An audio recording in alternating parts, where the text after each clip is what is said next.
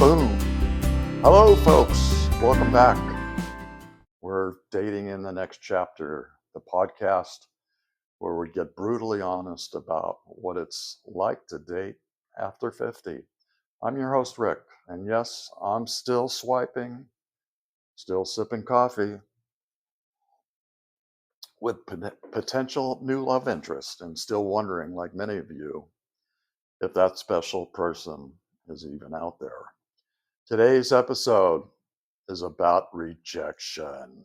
Yep, that spicy little reminder that is not for the faint of heart and not for those with fragile egos and a good memory. If you've been ghosted, benched, breadcrumbed, or dumped by someone who wears Crocs with socks, you're not alone. We're going to talk about it, laugh about it, and maybe even come out a little bit stronger. But first, I want to share a letter we received from a listener after last week's episode about age gaps in dating. This one really touched me, and I know it's going to spark some meaningful conversation. She writes, Hey, I appreciated your last episode. I'm 63 and I'm dating a 45-year-old.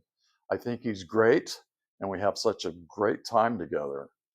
My husband of 27 years died, and I loved him, and we had a wonderful life together. But I've never felt alive as I do with my new love. However, my family disapproves, saying I'm stealing opportunities for him to be a father because I can't have children anymore. Am I wrong for being in this relationship? I don't want to take anything from him. He says he doesn't want children, but he could still change his mind, and I can't. First of all, thank you for being brave enough to share something personal. And second, let me say this with my whole heart. You are not wrong for loving someone, especially when it brings you back to life. That's what we're all looking for. Yes, we're in tricky territory when age gaps, family pressure comes into play. But your heart isn't stealing, it's healing. You're not taking anything from him. You're sharing life with him. He's an adult. He's not a teen with a fake ID.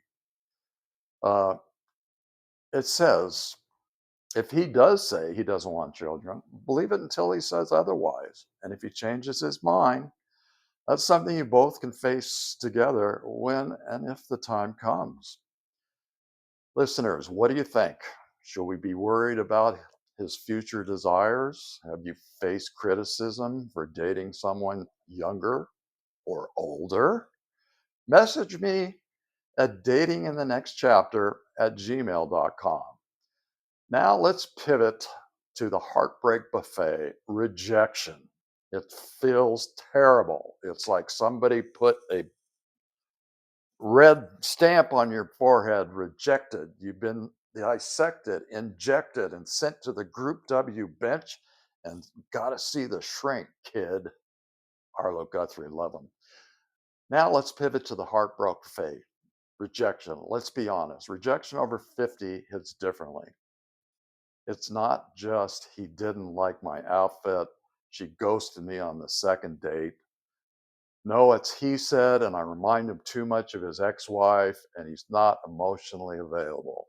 Or she said, I'm great, but she's actually been seeing someone else the whole time, and she's decided to go back with him.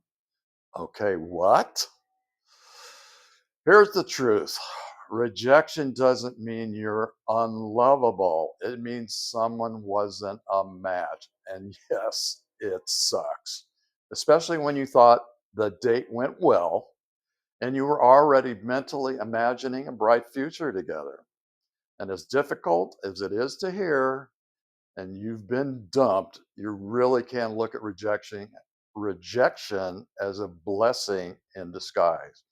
Better to find out soon as possible so you can find someone who is a match and is capable of accepting your love and attention. But rejection is also redirection. And I know that sounds like something a motivational poster filled with cute puppies and kittens says, but it's true. Rejection filters out the wrong people faster so that the right ones can find their way in.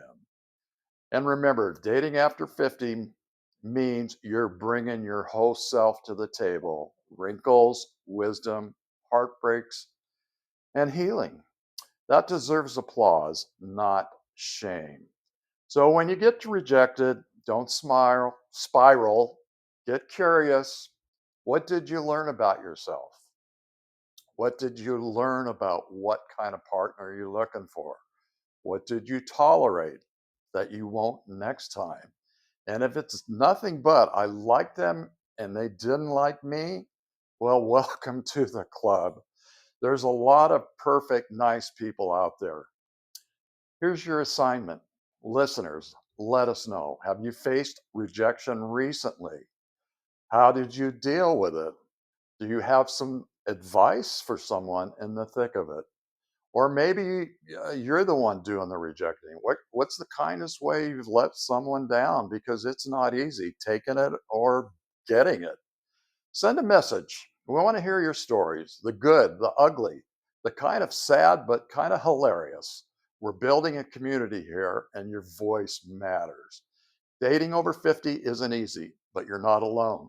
Whether you're dealing with rejection, raising eyebrows with your age gap romance, or just trying to figure out how to flirt without looking like you're having a stroke, you've got people who get it. Keep showing up, keep being brave, and keep laughing. And the next chapter might be the best one yet. And this is Rick signing off. Remember to subscribe. Please leave a review and share your friends who need a pep talk. See you in the next chapter.